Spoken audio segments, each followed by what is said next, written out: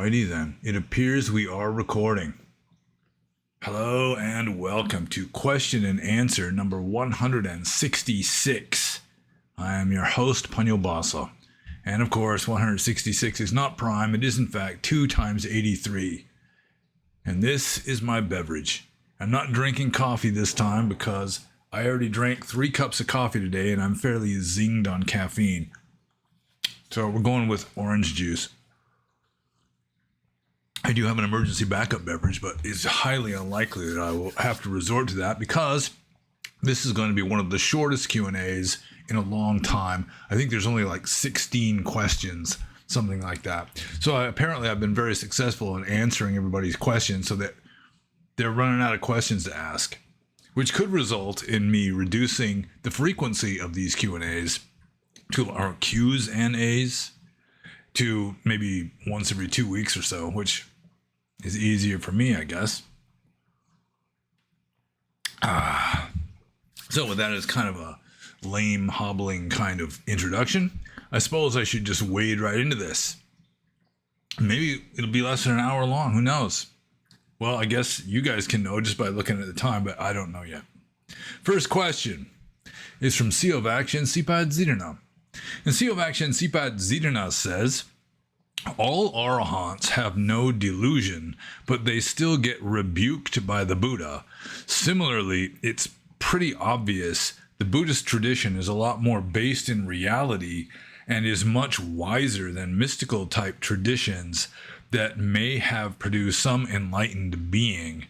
What is the difference between wisdom and non-delusion? Because it seems like there is actually a difference.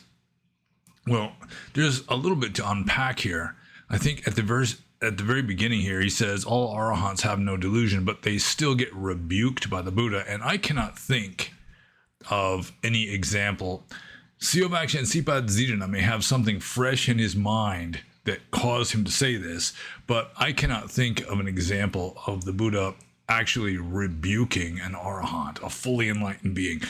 I can think of one case where there was a fully enlightened being who was actually the cause of making a new Vinaya rule. It's the rule against a monk storing food because this arahant was going for alms like maybe once a week and then just like drying the extra rice out in the sun and just eating dried rice with whatever else was with it.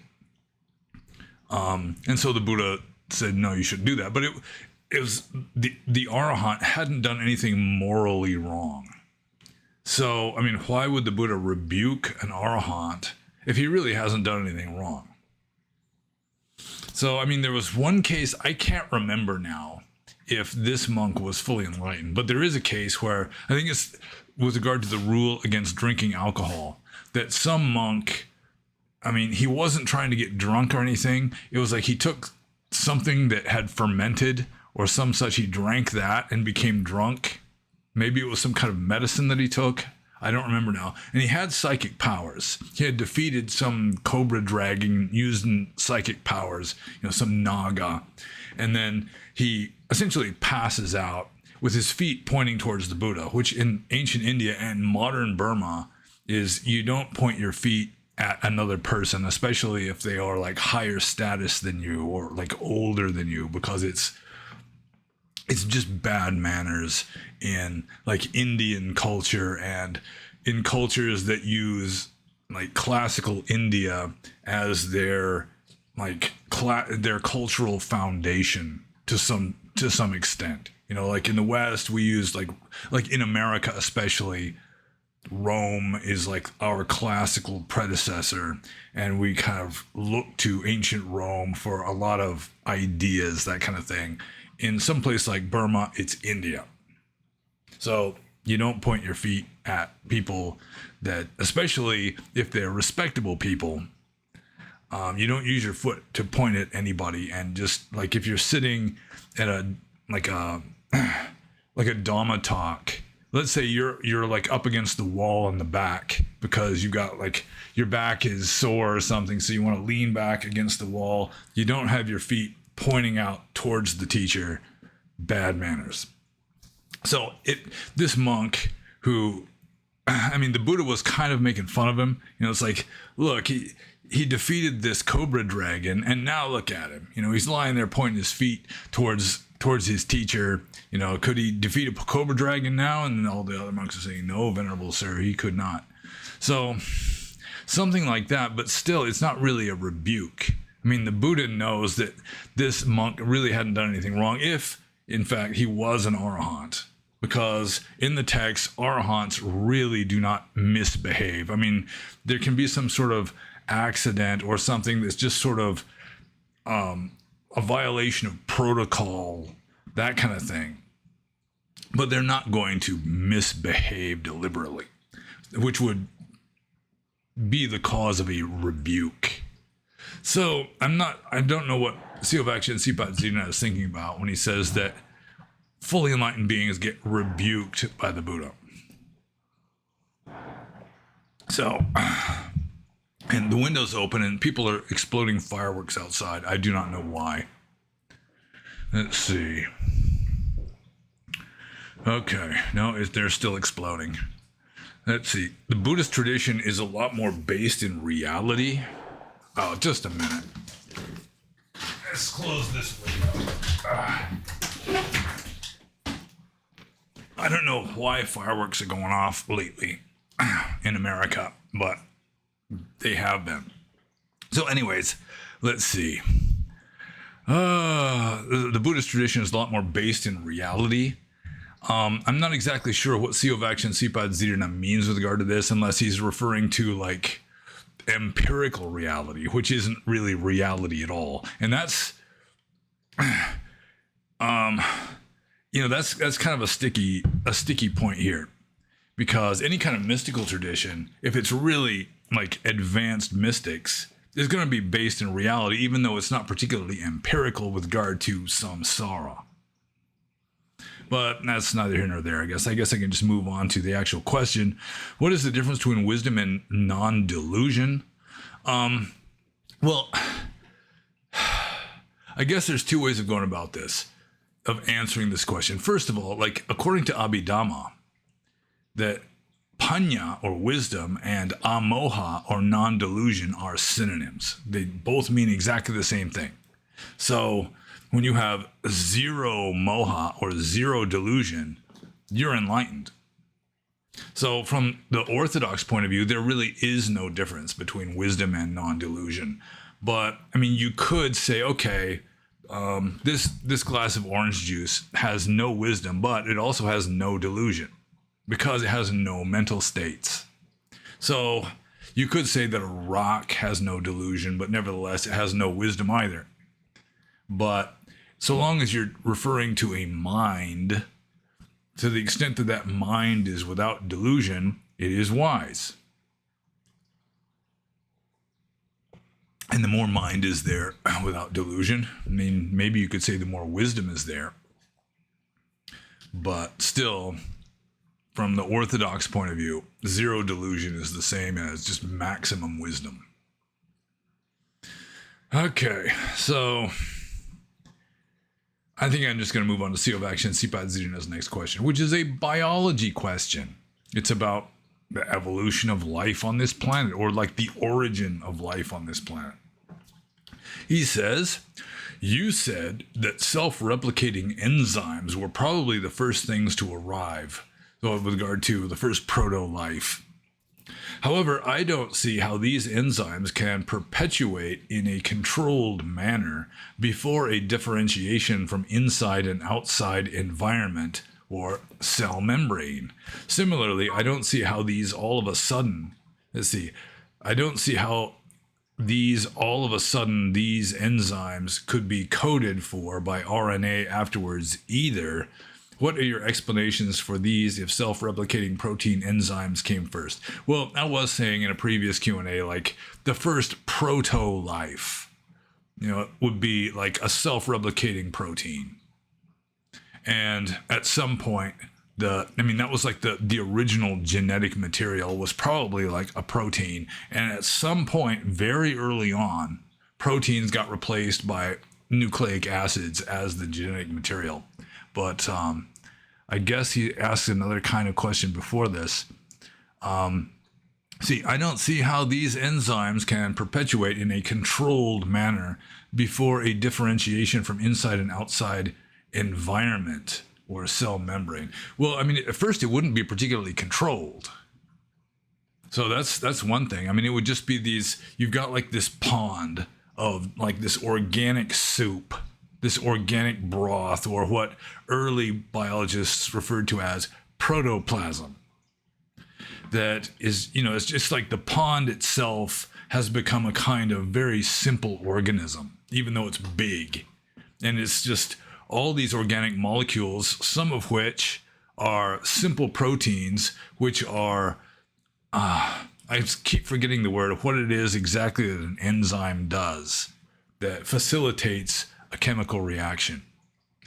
Anyways, that, there'd be some of these simple proteins would be like enzymes that are like facilitating the production of more of themselves. And it could be like a group effort of different simple proteins, each responsible for like one step in the process, whatever. So, I mean, it wouldn't be really controlled at first. It would be haphazard at first. And a differentiation from inside and outside the environment would be the pond and what is outside of the pond. So, yeah, I really don't see much of a problem there. Cell membranes very probably came later. Anyways, he says, I don't see how all of a sudden these enzymes could be coded for by RNA afterwards either. Yeah, how it is that nucleic acids replaced proteins as the genetic material, I don't know. I mean, I don't know how the first proteins that were like simple enzymes that were like self-replicating, I don't know exactly how that happened either, other than just millions of years of trial and error, just random chance, random alterations due to like ionizing radiation and so forth over the entire surface of the planet. That's a very big laboratory, and you have enough, monkeys typing at typewriters, or I guess nowadays it would be like computers, that you're eventually going to wind up with some sort of elaborate sentence. I don't know if you're going to wind up with, the complete works of Shakespeare, but still, you're eventually, every once in a while, you've got millions and millions of these monkeys just typing at random, just through random chance. At some point or another, you're going to have some sort of coherent seeming sentence. And that would be like the enzyme, or how exactly it is that nucleic acids replaced enzymes or just proteins as the genetic material. I don't know, but there is evidence that the genetic code did evolve. And I was kind of blown away by this when I was in college and I first noticed you're looking at the genetic code, which means you're looking at what 3 nucleotides in a nucleic acid code for one amino acid in a protein. And it is apparent that originally it was 2 nucleotides would code for one amino acid. But because you've got like 4 possibilities, what guanine, cytosine, adenine, and tyrosine starts with a T, thymine, there we go. That you've only got 16 possibilities. So long as you've got 2 nucleic acids coding for one amino acid, then you can only have 16 amino acids. And that apparently wasn't enough. And so you can see by looking at the genetic code that at some point very early on, a 3rd nucleotide got added to the genetic code just so you could have more than 16 amino acids. I think it's like 20 in humans. And for the most part, that 3rd nucleotide is redundant. I mean, it's unnecessary. It's only in a few cases where you're going to get the 3rd nucleotide actually counts in the genetic code. I mean, it's like you can have like CA anything, for example, and it's going to code for the same amino acid regardless of what the 3rd nucleotide is. So, I mean, that is some circumstantial evidence that the genetic code actually did evolve, that it was originally two nucleotides coding for one amino acid, and then it somehow, through mutations like random chance or, something guiding evolution, that it got increased to 3. But how it actually happened, other than just millions of years of essentially trial and error, like random trial and error over the surface of the planet.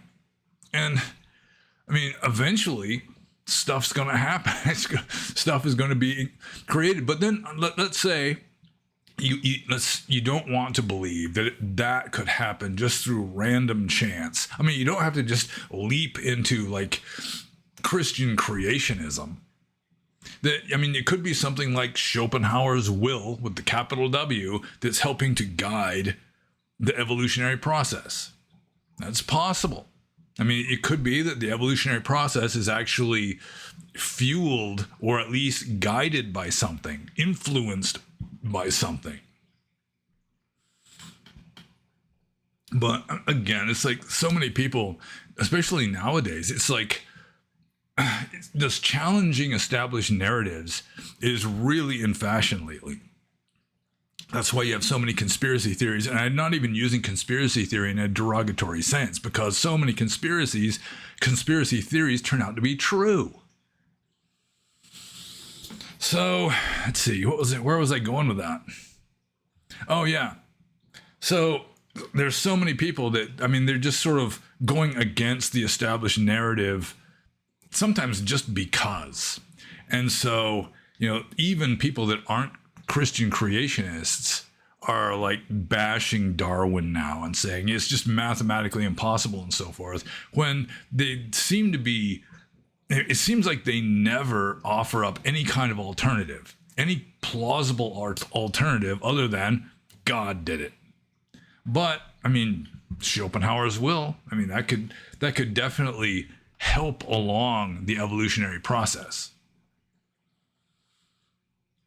So to me, it's the idea that evolution occurs just based on the fossil record, for example. It should not be that controversial. It's pretty damned obvious to me. The fossil record is clearly showing like a change in the development of organisms over time. Like, just getting into the vertebrates, you had fish first. The oldest vertebrate fossils are fish. Then you had amphibians. You didn't have mammals, reptiles, or birds yet. You had fish and amphibians. Then, after the amphibians evolved, then you start getting into reptiles. And then after the reptiles evolve, just only after the reptiles evolve, you start seeing other things like dinosaurs and mammals and so forth. So there's obviously this developmental sequence going on over time. And that was, the most plausible explanation for that is evolution. So what's causing the evolution? If you think Darwin was wrong, come up with some other cause. But if you start bashing evolution itself, then essentially you're bashing empirical reality, or just empiricism. Which, you can do, and you can say, well, this is all just the matrix. It's all just a simulation. And so it's all just irrelevant how we got here or whatever. Let's see here. I suppose I answered that question and then answered it like 5-10 minutes ago and then just kept rambling. So I guess I'm just going to move on to CO of Action, CPAD Zedana's next question, which is kind of a political or cultural question. Ancient Greco-Roman civilization versus modern Western civilization, which was or is greater in your opinion? Because I remember you saying ancient Magadha was the greatest. So I'm curious how you compare these two. Well, I did say that I have often considered that like the Ganges Valley of India during the Buddhist time was like the zenith of human civilization. It was just sort of a miracle that happened. It was just sort of a culture that was had one of its most burning causes being enlightenment, which is not the case anymore. Now it's just sort of, we're kind of going along with the sort of the Greek ideal of just intellect, just keep developing intellect, at least with regard to science. And that's only for like the intellectual elite. The normies remain just, they don't care. Bread and circuses. So getting to the question, which do I consider to be greater? Like classical Western civilization, Greco-Roman, like pre-Christian paganism versus modern Western civilization. Well, I mean, each side has its advantages and disadvantages. Like modern Western civilization, we have the advantage of science or just empiricism helping to guide our knowledge of what causes sicknesses, for example. We are much less likely nowadays to attribute it to curses or witchcraft or just strange off-the-wall guesses, for example. Also, one advantage we have in modern Western civilization is we have abolished slavery. I mean, ancient Greco-Roman civilization, there were lots of slaves. In a lot of places, slaves were the majority of the population, especially like in cities. So, I mean, I'm not pro-slavery.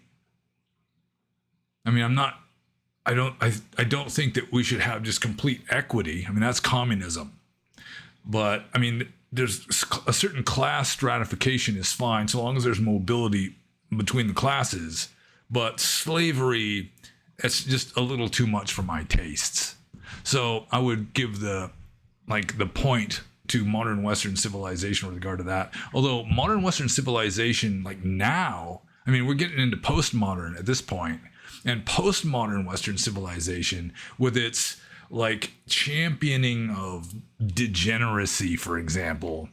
No, that's not stable, and it's sort of in decline. So like Western civilization now is sort of like Roman civilization towards the end of the empire. And modern civilization, I mean, we do have a more developed sense of compassion, for example. Like nowadays you try to have like gladiators killing not only each other, but just like killing wild animals in the arena, fighting against wild animals. I mean, that would be considered cruelty to animals.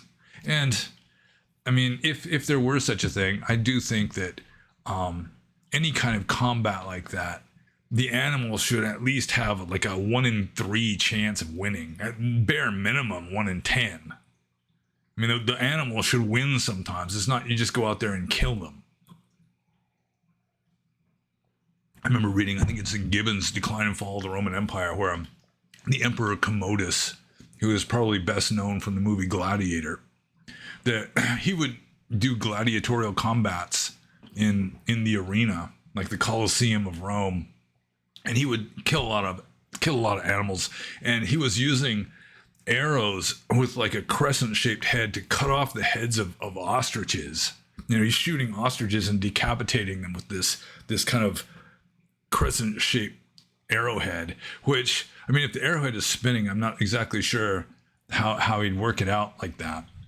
But, I mean, it's that kind of stuff, just this acceptance of cruelty as just the way it is. I do think that modern Western civilization is superior to the ancient Greco-Roman civilization. So I would guess, I mean, if you're talking about modern Western civilization, not necessarily as it is now, just like when you refer to like classical civilization in Europe, you're not referring to it as it was, as Christianity was taken over and it was becoming more medieval. You're sort of getting into the medieval age. So, all in all, I do think that modern Western civilization, let's say pre-World War I, late 1800s, like the Industrial Revolution is going strong, that modern Western civilization would have been superior with regard to ethics, and just the power of the civilization. Modern Western civilization has pretty much converted the entire Earth, almost the entire planet, to modern Western culture to a large degree. Even like China, they're wearing Western clothes now. They're living in Western style cities, that kind of thing. They're still talking in Chinese, but still they've adopted Western political systems, Western economics, Western infrastructure, Western clothing, Western music styles, all this Western stuff. So, I mean, Rome didn't do that. I mean, within like a smaller scope, they did. But yeah, I think probably modern Western civilization, despite the Christianity, I mean, there's obvious pros and cons.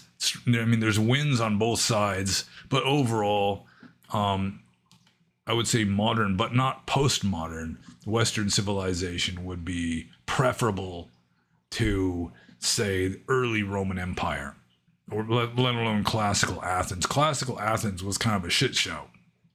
And that was sort of like the Italian Renaissance, where you've got all kinds of shit, just shit hitting the fan on a regular basis, that nevertheless created enough chaos that it inspired genius somehow. The Renaissance was like that. Ancient Greece was like that. It was just sort of small city-states chronically at war with each other, a lot of experimentation. There's just kind of breaking new ground all the time. And just civil wars, uprisings, riots, this kind of stuff was just going on and on and on and on. But it produced like Athens, like the population of like male citizens, and only males were, I mean, active citizens with regard to, creating the culture and so forth. That, I mean, there's only a population of like 20,000. And it's just, out of those 20,000 people, you just had all this like inspiration and genius coming out of it. And the modern West just doesn't really have that kind of inspiration, partly because it has reduced the chaos to a large degree. So I guess I just move on to the next question. This is from Romeo. And Romeo says, Erika Kirk, Charlie Kirk's widow, gave a speech at his funeral in which she forgave his killer. I've always seen this aspect of Christianity, to turn the other cheek and love your enemy, as a doctrine for suckers. Like it or not, the world is full of lots of cruel people, and such people only see this turn the other cheek stuff as a weakness to exploit. Unlike Christianity, Judaism and Islam certainly don't seem to have an issue with condemning and destroying their enemies. This got me wondering where Buddhism stood on the issue. And then he says, how would Erika Kirk be expected to react to Charlie Kirk's killer if she were a Buddhist? Well, I think Buddhism, I mean, it's more neutral than Christianity. I mean, it's not saying that you should positively love your enemies, although, I mean, you should have like equanimous acceptance of everybody, and you shouldn't like have enemies in your mind. I mean, Christianity is that way too. It's like people who hate you are kind of your enemy, like objectively, but not like in your own heart, they're not your enemy. And Buddhism pretty much goes the same way as Christianity with regard to this. Like, I mean, I'm reminded of this weird story of Mangala Buddha. He lived, countless eons ago. Mangala Buddha, he's in the list of 28 Buddhas, and he's towards like the older end of this list of previous Buddhas, on most of which were on previous Earths, previous universes. And there was this Yaka or ogre who disguised himself as a Brahmin and went to the Bodhisattva of Mangala Buddha. So before Mangala Buddha became fully enlightened, he was going through his, perfecting his paramis life life after life. And in one of these lives, this ogre, disguised as a Brahmin, came and asked Mangala Buddha, the proto-Mangala Buddha, for his 2 children.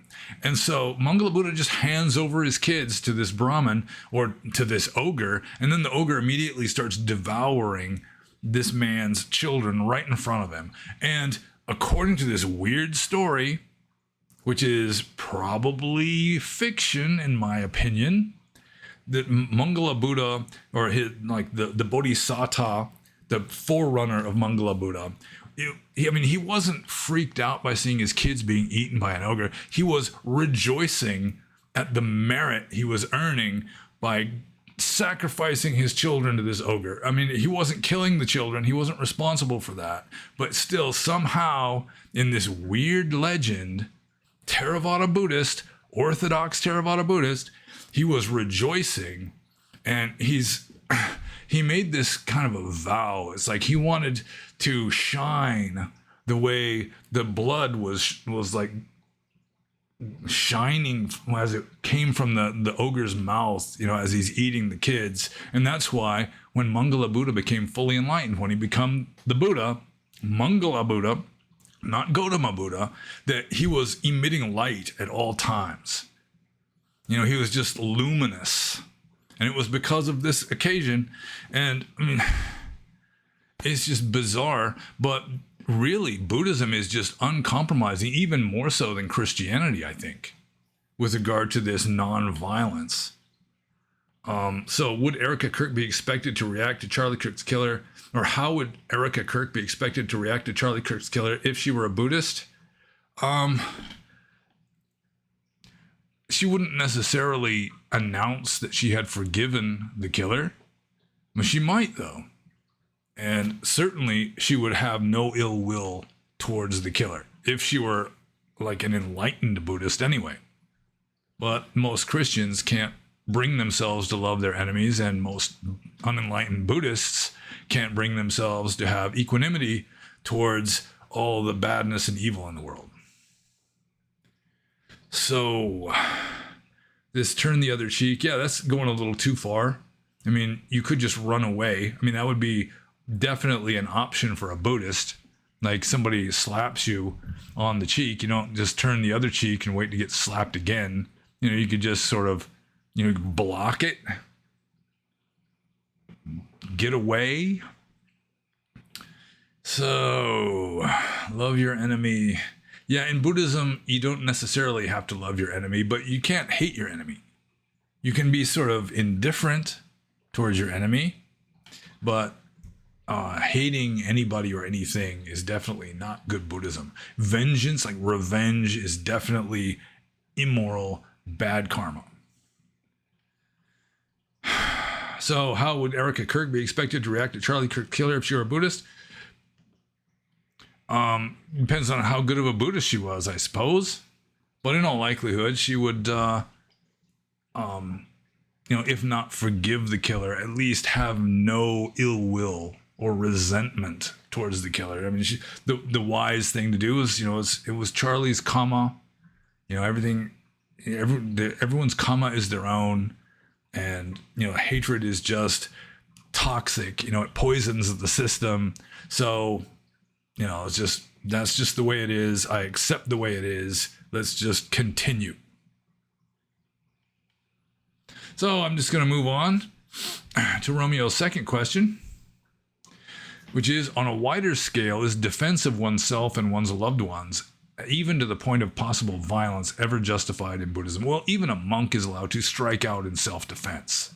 I've mentioned this before.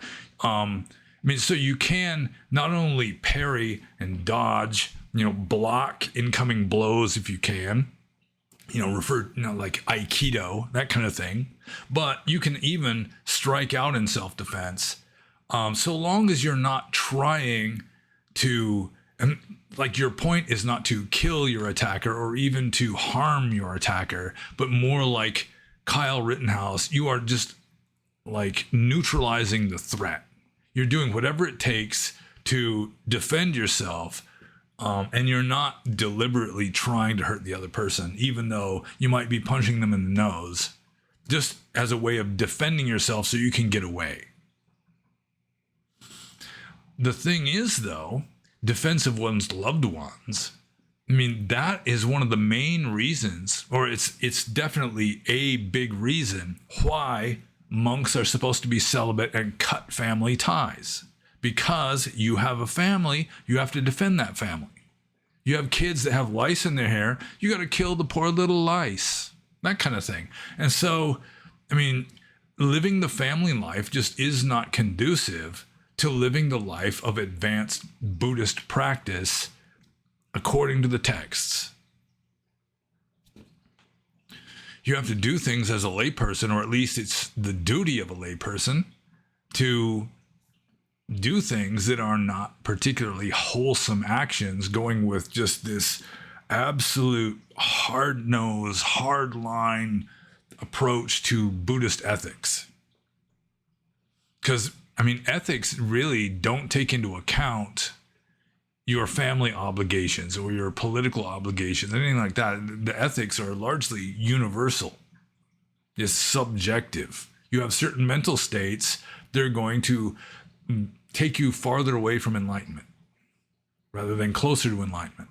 Whatever helps you to become enlightened is good, according to Buddhist ethics. Whatever takes you farther away from enlightenment is bad. And hatred takes you farther away. Any kind of aversion takes you farther away. So, really, in order to become an enlightened Buddhist, I mean, it seems to me to be a valid argument that you have to stop being human.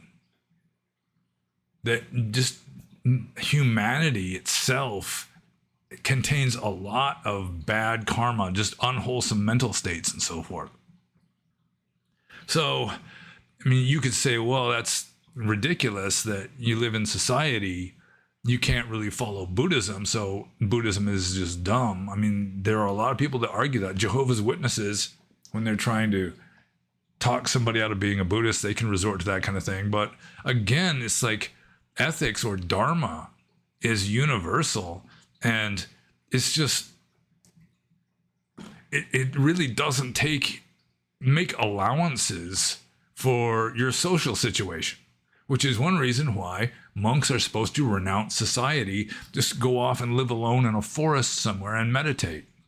And then they can be saintly as they please. They can even just let people kill them if they want to. You know, there's plenty of cases like, apparently, in the suttas even, there's mention of the Buddha in a previous life. He was in the kingdom of Kalinga, which is, I think, like on the east, like the northeast coast of India somewhere. And there was a king who was in this park, and monks hang out in parks just because, you know, there's trees and stuff they can meditate under, that sort of thing.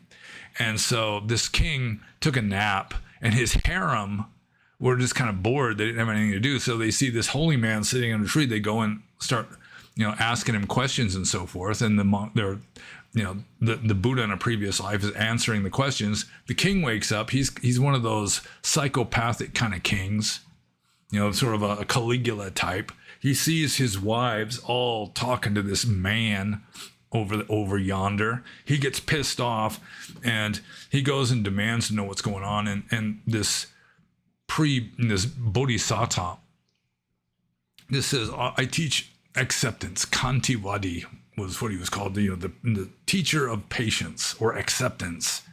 And so the king says, well, let's just see how accepting you are. And he starts having his hands, this bodhisattva's hands and feet cut off. And I think he cuts off his nose and ears too, or has them cut off by some lackey. Doesn't want to get his hands dirty. And then he just kind of leaves him there. And the Buddha, the pre-Buddha, you know, he just lets it happen.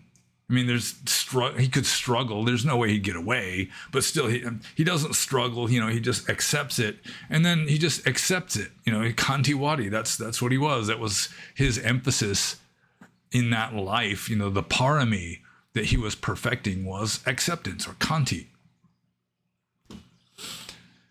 And so he just bled out and died.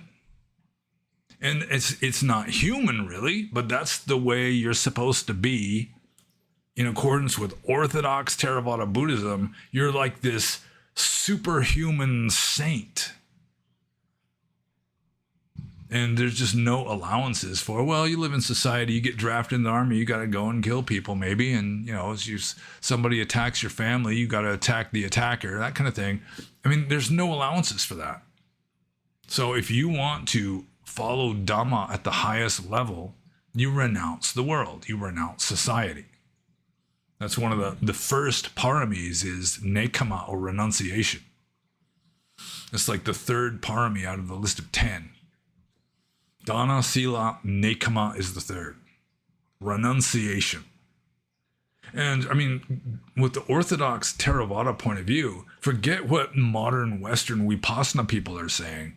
It's like you want to practice Dhamma correctly, practically numero uno, renounce the world. Become a hermit living in a forest. So I guess I'm just going to move on to Romeo's third question, which is a follow-up of the second one. He says, if not, how can individual Buddhists or the Dharma itself be expected to survive amidst other less pacific people and religions? Well, you got karma. You got better karma.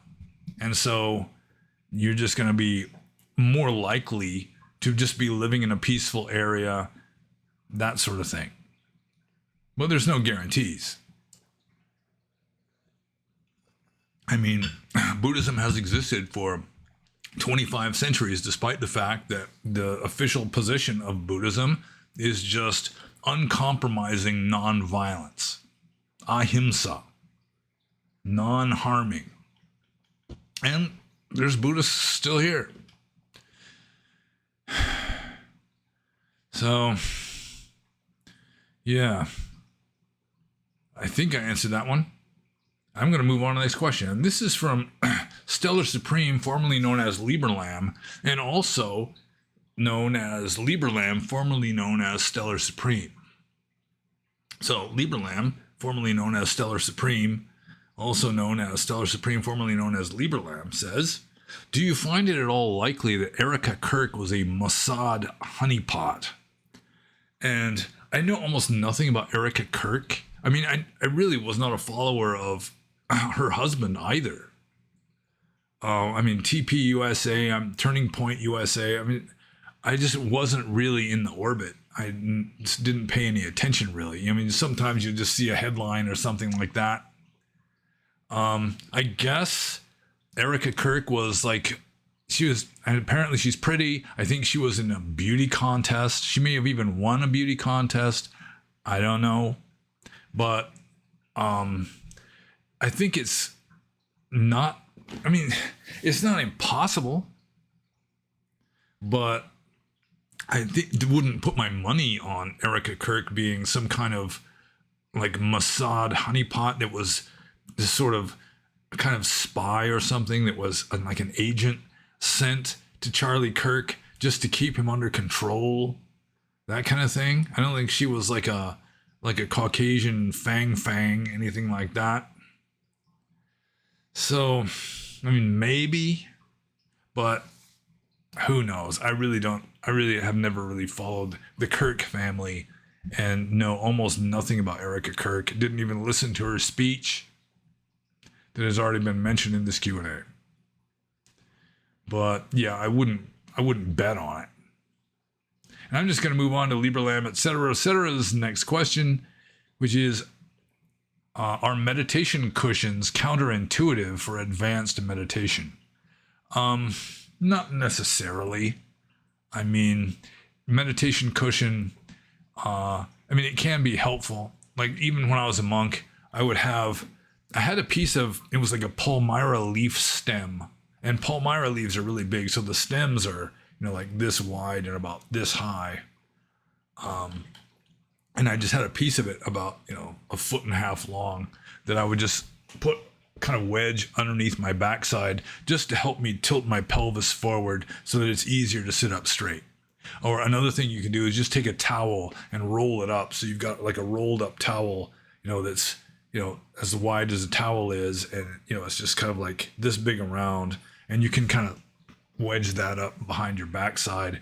Most of your is still sitting on the floor, but you have like this little bit of a wedge that helps to tilt your pelvis forwards to help you have an erect posture. Just your back straight up and down. So I don't think it's counterintuitive for advanced meditation. I mean, it's kind of irrelevant. I mean, if you don't need one, that's fine. If you do need one, then I mean, even if it just helps, if it helps you to sit straight up and down, to have like a more alert posture, which will help in your meditation, yeah, there's no problem with that. The big zafus, those I think are kind of overkill, in my opinion. I mean, it helps. Another advantage of having a meditation cushion is if you're sitting in the full lotus, if you're sitting flat on the floor, sometimes one knee will kind of be raised up above the floor so that it's not as stable. It's not like the tripod kind of configuration that would be ideal for sitting for long periods of time in deep meditation. But if you have like a little bit of a meditation cushion that helps to kind of, again, tilt the pelvis forwards, then both knees are firmly against the floor, as well as your backside. I mean, your backside, if you're sitting up on a cushion, then that kind of makes it less stable. But if you just have a little bit of a kind of a wedge just right behind your backside to help tilt the pelvis forward, that also can help to keep both knees on the floor. So I would not say that meditation cushions are counterintuitive for advanced meditation, although all the fancy benches and the full-size zafu and the zabuton and all that. I mean, if you're a Zen Buddhist, it might just be part of the tradition, but it's not really necessary. Most meditators in Burma, they just sit on the floor. So I'm just going to move on to the next question, which is from Rui, and this is kind of a strange one. I don't know exactly what to make of this one. Rui says, what is metta for a paccekabuddha? And paccekabuddhas are mythological beings. Mahayana Buddhism has just completely reinterpreted them. But originally, a paccekabuddha was a fully enlightened Buddha who nevertheless lived in between times when Dhamma is in the world. He was like a hermit. He had some sort of limitation where he could not or just would not teach Dhamma. So he was like a Buddha, but he didn't start Buddhism again. And you can only have paccekabuddhas when there is no Buddhism in the world. And the Mahayana Buddhists just kind of did away with that and reinterpreted what a paccekabuddha is, just as they reinterpreted a lot of things. So what is metta for this mythological alleged paccekabuddha? Who knows? I mean, it's like, what is metta for an elf? It's like, who knows? First, you got to find an elf, and then you've got to like psychoanalyze this elf. Find a paccekabuddha and ask him. He'd probably be able to at least answer that much. But you can't, because there is Dhamma in this world right now. Buddhism exists in this world, so going with Theravada Buddhism, there could be no paccekabuddhas. But I assume the metta for a paccekabuddha would be like metta for anybody else. It'd be like the Buddha's metta. I mean, he's not like actively acting upon it like a Buddha might, but just goodwill, may all beings be well. But I mean, then you're second guessing the mental states of a fully enlightened being, which probably better off not doing. So yeah, who the hell knows? What is metta for a paccekabuddha? I'm not sure why Rui asked this question, other than maybe, how much metta can they have if they're just a hermit and avoid the human race? But you read the suttas, and it's like monks who are hermits and avoid the human race. They're just sitting in solitude, beaming metta in all directions, and there's probably nothing to stop an alleged paccekabuddha from doing that. Personally, I'm rather skeptical of the whole tradition with regard to paccekabuddhas, which shouldn't surprise some of you very much because I'm skeptical with regard to stuff that's even more basic to orthodox Theravada than paccekabuddhas. Let's see. Did I answer that question?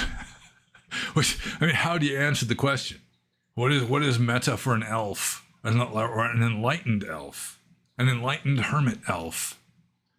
How can you answer such a question? It would just be similar to the metta of some Buddhist hermit who, even though he avoids the human race, is still beaming goodwill to all beings. And I'm just going to move on to the next question. This is from Jeffrey.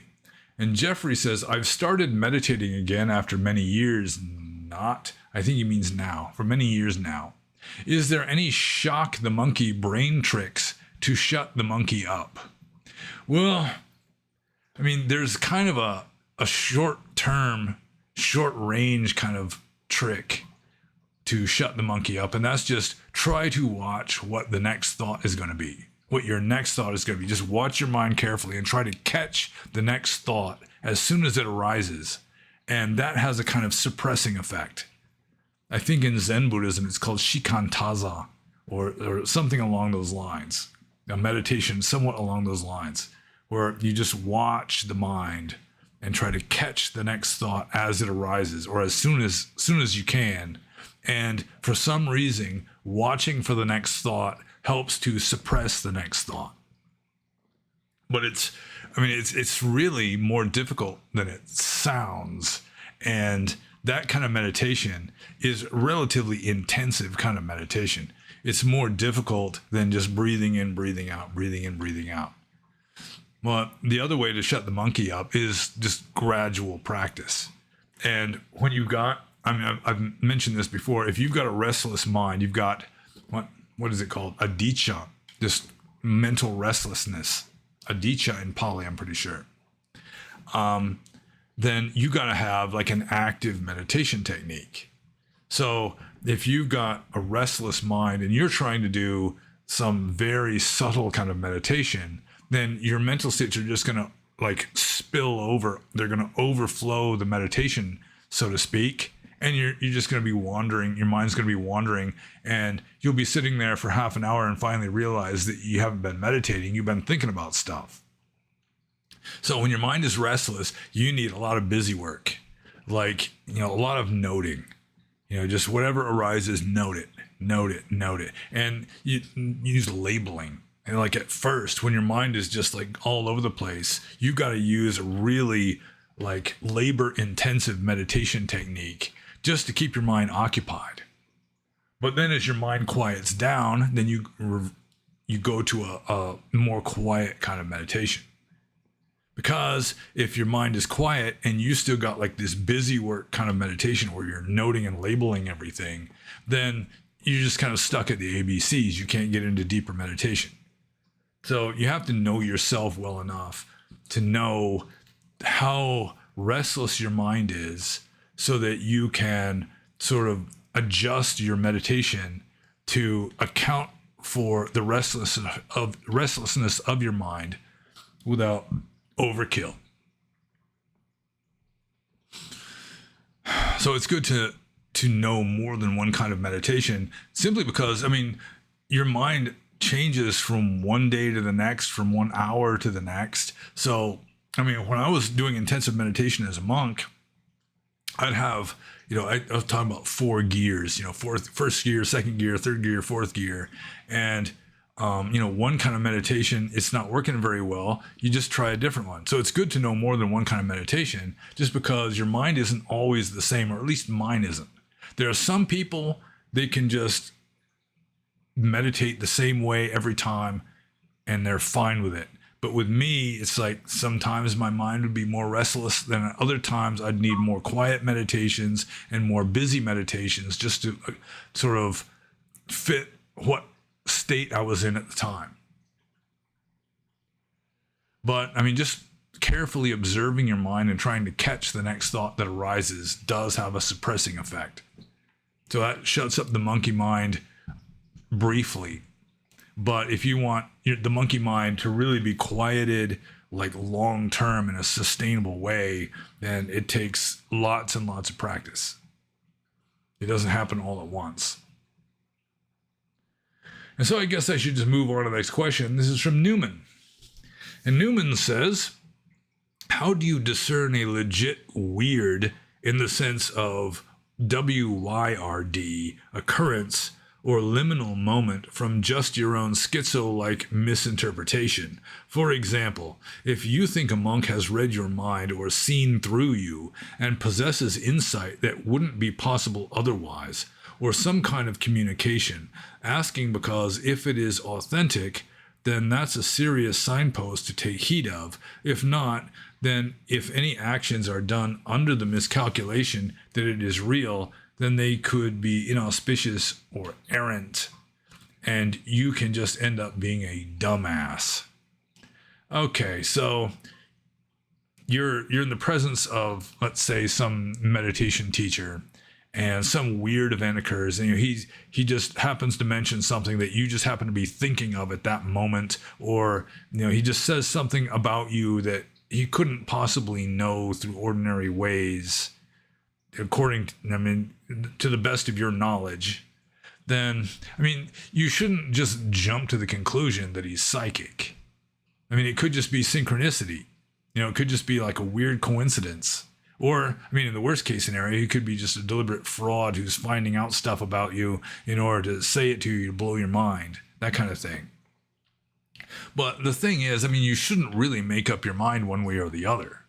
You shouldn't, if some Dharma teacher, apparently reads your mind, for example, well, you shouldn't consider it to be a big deal. It's just something that you just sort of remember it. You can consider that, and if it just keeps happening, then that's just adding to the evidence. But still, you should never be absolutely convinced one way or the other. That's like one of the most famous books of J. Krishnamurti is called Freedom from the Known, which is really freedom from what you think you know, because anything that you know with your thinking mind isn't reality anyway. So, another thing that has occurred to me over the years is if you want like the miraculous to be commonplace in your life, then you shouldn't think it's a big deal. You should just accept it as it happens, and then it just helps with the flow of that, and it's more likely to happen. But if you think, whoa, that's such a weird thing, then it sort of reinforces the idea. It just reinforces the likelihood of it being rare. So let's see. Have I answered this question yet? Let's see. How do you discern a legit weird in the sense of WYRD occurrence or liminal moment from just your own schizo-like misinterpretation? You just don't nail it down one way or the other. You just, you're aware of the situation. You consider it, say, all right. And then you just keep going. You shouldn't just make up your mind one way or the other. It's like the wise man is never sure, the fool is always positive. So it's just evidence. It's just something to consider. Paul Lowe, when he was alive, I just recently found out that he had passed away like last April, which is kind of sad to me. But Paul Lowe would say, when he was teaching somebody, he'd say, you shouldn't even believe what I'm saying. And there is some evidence that the Buddha was like this too. It's just don't believe something just because I tell you that. Really, you shouldn't believe anything. That's one of the central teachings of the Paccekabuddhas, don't believe anything. So you're aware of it. You can remember it. You can even consider it. But don't just make up your mind once and for all that such and such person is an enlightened being, because you couldn't really know anyway. Or that he's a fraud, because, sometimes you can have like a sage who's nevertheless kind of rascally, so that they can be a little bit of both. Just accept it. Just note it. Be aware of it. Consider it. But don't make up your mind one way or the other regardless.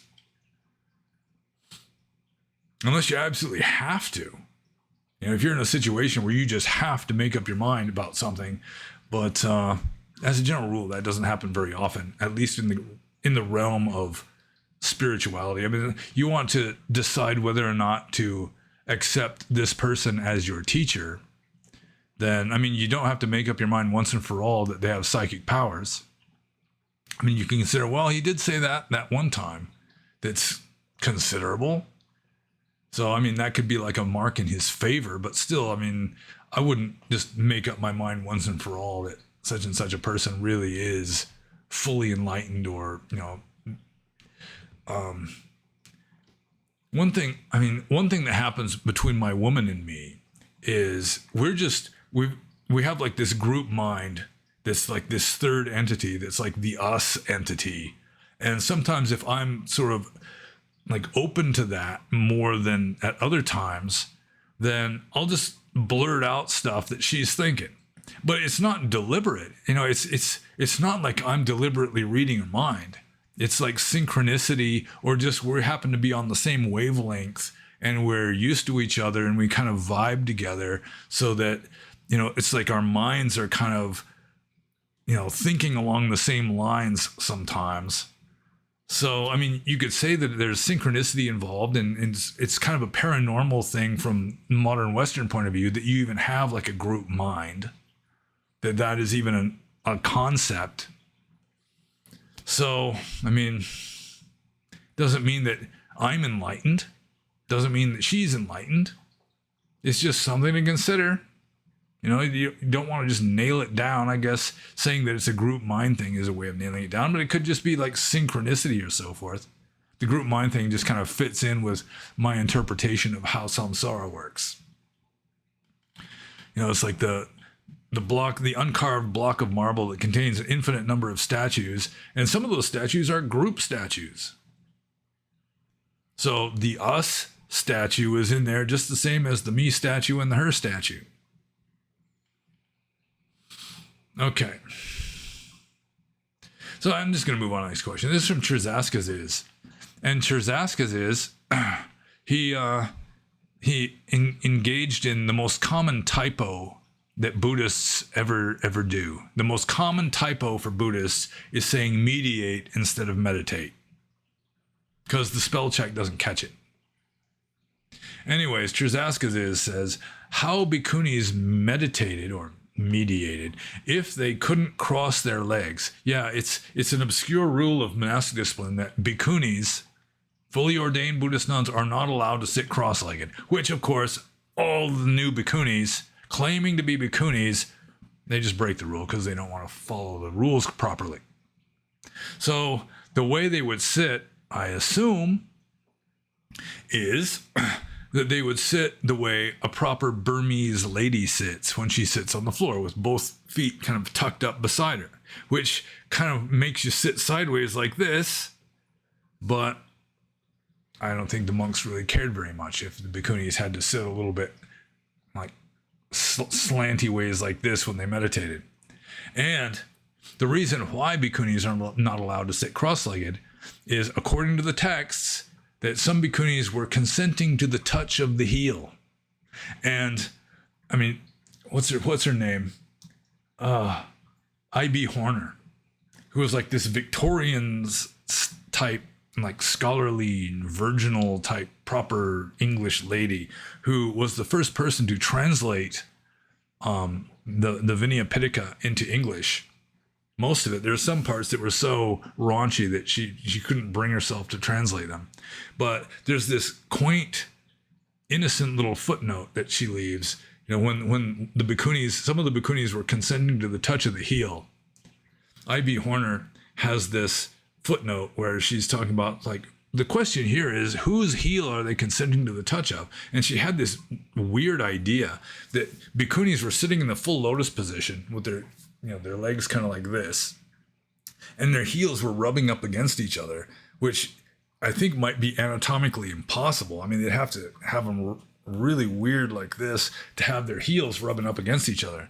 But I think I understand that the real meaning of this, because I had this female friend long ago, before I was a monk, who told me that as kid, she learned how to masturbate by sitting on her heel and rocking back and forth.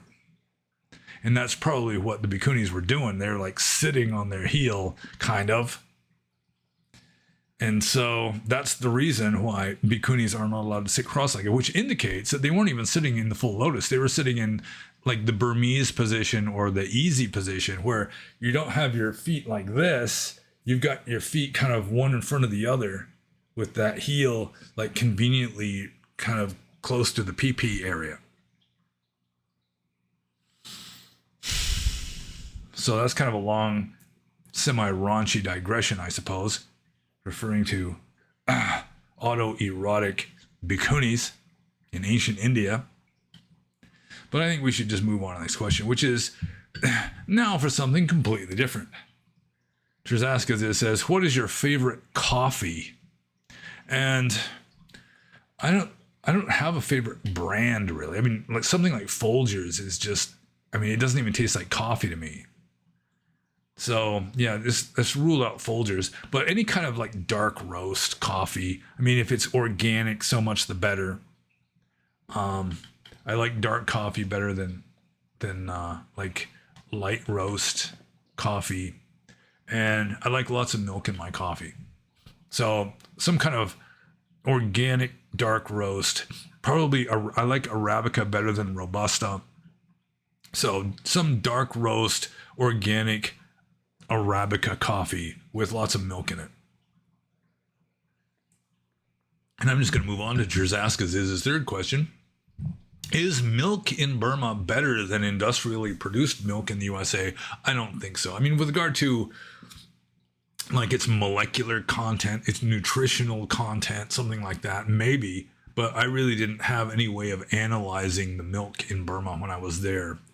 I think the milk in the USA is better to drink, partly because there's refrigerators in the USA, and out in the villages in Burma, not much refrigeration. So when you drink milk in Burma, it's pretty much room temperature, and the rooms are pretty warm because it's in the tropics. And also, the milk is not homogenized, which means that milk in Burma has like this layer of like rubbery cream stuff floating on it that's chewy. And I remember telling this lady who had given me some milk to drink, because she knew that I drink milk. And I was just observed that milk is better if it's not chewy, if you don't have to chew the milk. And then she was like, her mind was blown by this. Malay, I have to pay extra for the cream stuff in that. But the thing is, Burmese people don't drink milk. So milk really is kind of, you don't see it a lot in Burma, partly because, the Burmese are, they're not Indo-European. They're lactose intolerant for the most part. Dairy products are just not a big thing in Asia. I mean, the most common dairy product in Asia, or in Burma anyway, is sweetened condensed milk that people put in their tea. Cheese is a rarity. I mean, when I would get cheese in Burma, it was usually imported from either New Zealand or Poland. So milk in Burma, I mean, if you get milk in Burma, you should at least consider that it's been like warm for hours before you get to it. And it's chewy. And I'm just going to move on to the next question. This is from Dripwalker, and Dripwalker says, how accurate is this chart? And so I'm going to have to bring up the chart that he included with this question. And it's a chart that has across the top pagan values, Christian values, and modern values. And then there's like different like categories or topics down the side. So the first one is religion. So under pagan values, it says spirituality. Under Christian values, it says Abrahamism. And under modern values, it says scientism. And I mean, I could say with regard to religion, I mean, obviously the religion of Christianity is Abrahamic.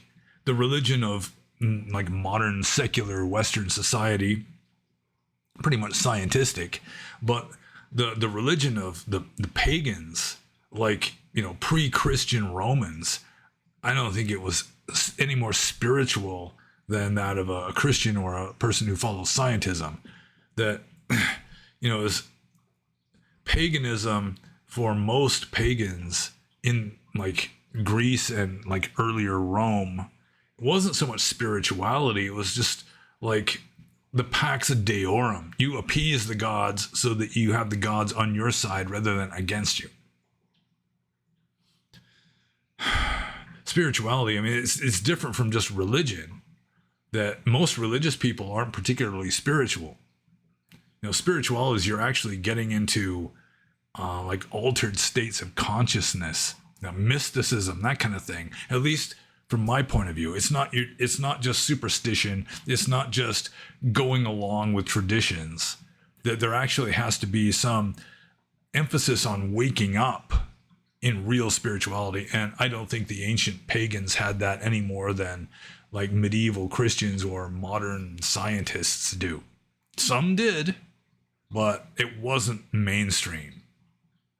So then under the next category, we have morality.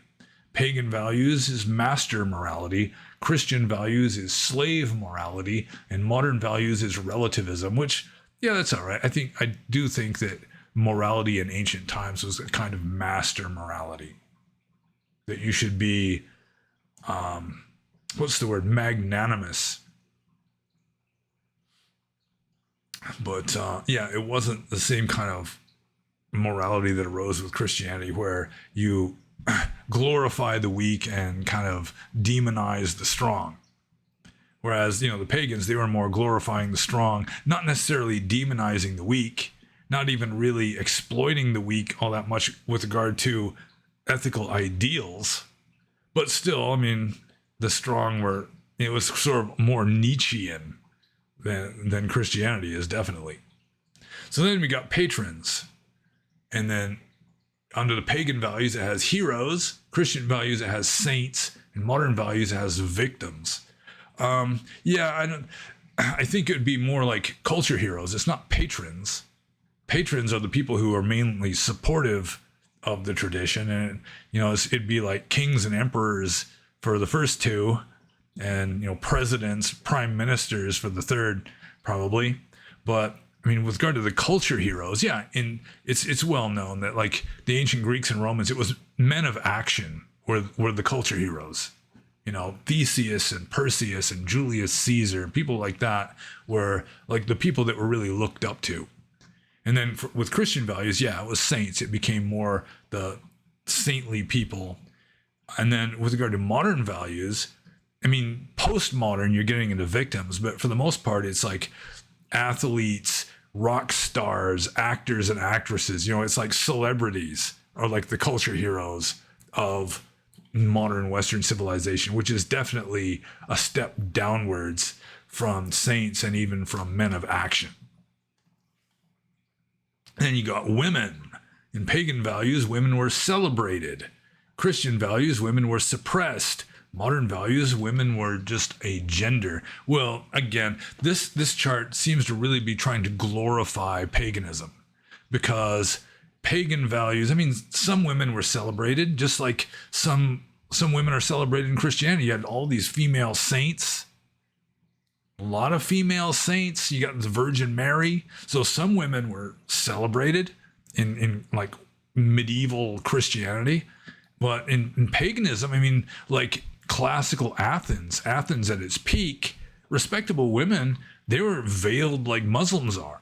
They couldn't really attend the Olympic Games. They couldn't go to the theater, that kind of thing. They just were pretty much just kept property in a house. And then even if a man came to visit some male friend of his, for the most part, he wouldn't see his friend's wife and daughters. They'd be in the back of the house, just like in this sequestered kind of area where they didn't come across other men.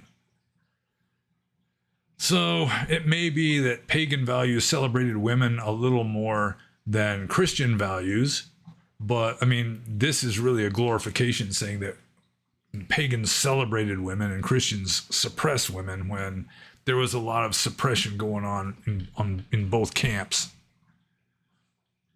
When in modern values, yeah, it's women. It's you had Ketanji Brown Jackson when she was being questioned before being chosen for the Supreme Court. Someone asked her what a woman is. She said, "I can't tell you that. I'm not a biologist." It's just postmodernism running amok in that case. So anyways, let's just continue with this chart. We got clergy. And under clergy, under pagan values, you have priestesses, diviners, oracles, and mediums. Under Christianity, you've got the Vatican and church and pastors. And then under modern values, you have scientists, media, and activists. Well, again, they're glorifying paganism. Like the clergy of paganism under Rome, it was mostly like politicians. It was like Julius Caesar, before he became emperor, he was a priest of the god Jupiter. I mean, among other things, but I mean, he was still like a military commander and a politician and all this. And these were the people, the high status people would get the high status, like ecclesiastical positions. And then of course the emperor was, he was Pontifex Maximus. He was the high priest of the religion. Up until, what was his name? Gratian. I think he was the first, he was a Christian emperor who, he was the first one who just said, "No, I'm not going to be Pontifex Maximus anymore. I don't want to do that." So, priestesses, yeah, I mean, there was more priestesses under paganism than, any kind of high profile female leader, like some saint, like Saint Teresa of Avila. Diviners, yeah. Oracles, yeah. Mediums, I guess so. But still, the actual clergy, like in the Roman Empire, was mostly politician types. Because it wasn't really all that spiritual. It was like just maintaining the Pax Deorum, keeping the gods appeased and on your side. So, let's just move on to deities. Under pagan values, it's got primordial archetypes and energies. Under Christianity, it's got unnamed, distant, singular God. And in modern values, it has Saturn, corporations, deep state. Yeah, I'm not exactly sure where Saturn comes in, other than just sort of the early Roman god Saturn, who was, the Saturnalia was named after him. Yeah, modern values, the deities of like modern society would be like laws of physics. Like the laws of physics are kind of have taken the place of deities. With regard to pagans, yeah, the deities some of them were primordial archetypes and energies, but I mean, some of it is just kind of mythology. Yeah. Still, this chart is really trying to glorify paganism and make it look like it's the best. So let's just go on to virtue.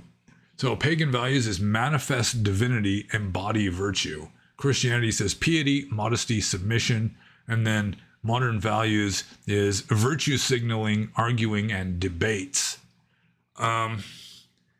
Gosh, where do I start with this one?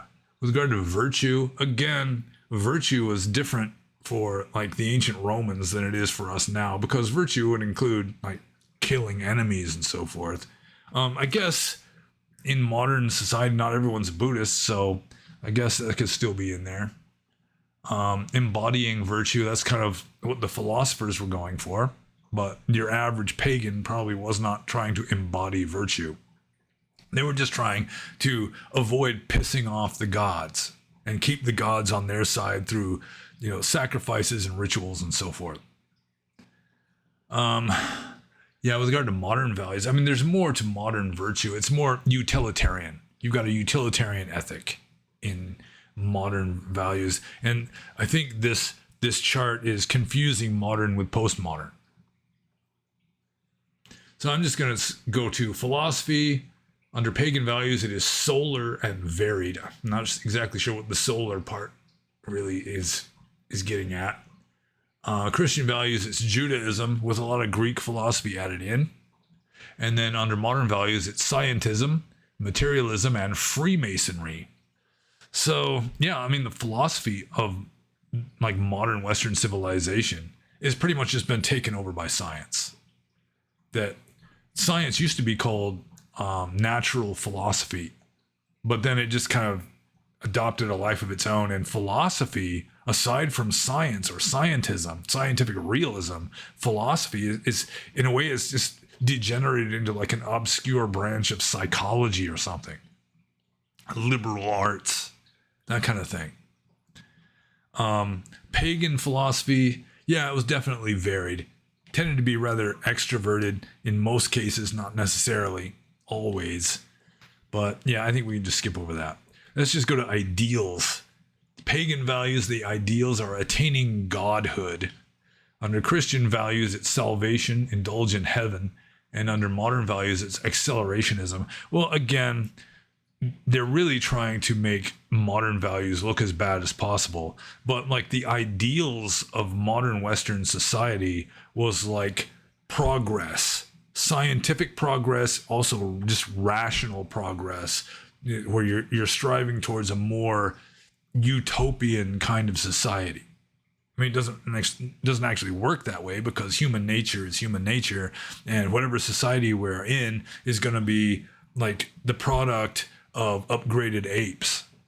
So there's always going to be a lot of badness going on. It all balances out, positive and negative.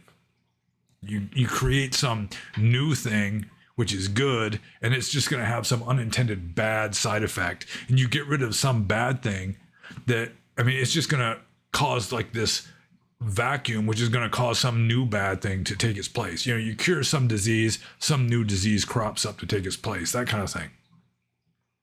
But again, the ideal of paganism isn't necessarily attaining godhood. For the heroes who would actually become gods, like Hercules, or what was his name? Asclepius? Probably said that wrong. Asclepius. You know, he was like a god of healing. He had been like this really wise doctor or physician before he became a god. You know, some heroes, some people would become gods, but I mean, that could be considered an ideal. But for the most part, the ideal is just keep the gods from being pissed off at you, keep them on your side. And then in summary, pagan values: challenge everything, fortune favors the bold. Well, you don't want to challenge the gods. A lot of like Greek drama and poetry and so forth is just full of do not challenge the gods. You know, that's hubris. So yeah, you challenge the gods are going to fuck you up. So yeah, I really think that this chart is just trying to glorify paganism as much as it can. And I think they have deviated from like objectivity in doing so. And I'm just I spent a long time on that one answer to that one question. So it's time to move on to the next one. And this is the last question already. Let's see what we got going here. Yeah, this is the last question already. This is from Jimmy Ladd. And Jimmy Ladd, he gives a timestamp of 1 hour and 59 minutes in the previous Q&A. And he says, does this heretical philosophy have a name in Pali? And I was referring to the Bhagavad Gita. Towards the beginning of the Bhagavad Gita, when Krishna, who is Arjuna's charioteer, is persuading Arjuna to fight in this war against his own relatives. He gives this, from a Buddhist point of view, would be a heretical explanation as one of his justifications, where it's like, I mean, nobody's really being killed. You know, it's just, you know, bodies are being killed maybe, but I mean, the bodies are just made up of molecules and so forth. And it's been a long time since I've read the Bhagavad Gita, so I don't remember the exact argument. But I mean, it essentially amounts to, you're not really killing anyone anyway, so it doesn't matter. And Jimmy Ladd is asking, does this heretical philosophy have a name in Pali? And I tried to look it up. I spent several minutes trying to find the stereotyped philosophies of the 6 heretical teachers that were contemporaries of the Buddha. And there's one of them in particular who has this famous explanation of how you could go up and down the banks of the Ganges River with this like rotating razor sharp metal disc and just leave piles of flesh, just chopped up beings all up and down both banks of the Ganges River. You wouldn't have done anything wrong.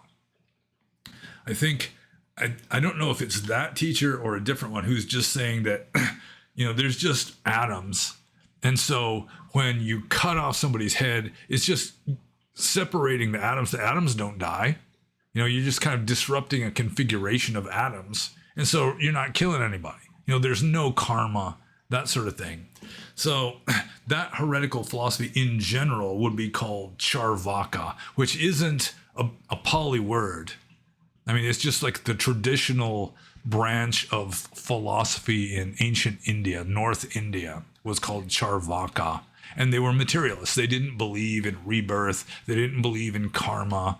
They were just like the ancient equivalent of a modern materialistic atheist. And they kind of filled in the same ecological niche in Indian philosophy that the Epicureans did in like the classical Western philosophy. They took a lot of heat. I'm pretty sure that the Kama Sutra was a Charvaka text, where it's just like the whole purpose of existence is just experience as much pleasure as you can. So I think that that would be a name, but it's not a Pali name. I don't remember exactly what the Pali equivalent of a Charvaka would be. And I don't remember which of the heretical teachers were teaching this. So you may have to look it up in the Pali texts. But in Indian philosophy, that general point of view, not what Krishna is teaching, because he was kind of teaching something kind of along those lines, but at the same time, he was God. He was an avatar of Vishnu. So it wasn't just like atheistic materialism that was being taught in the Bhagavad Gita, obviously.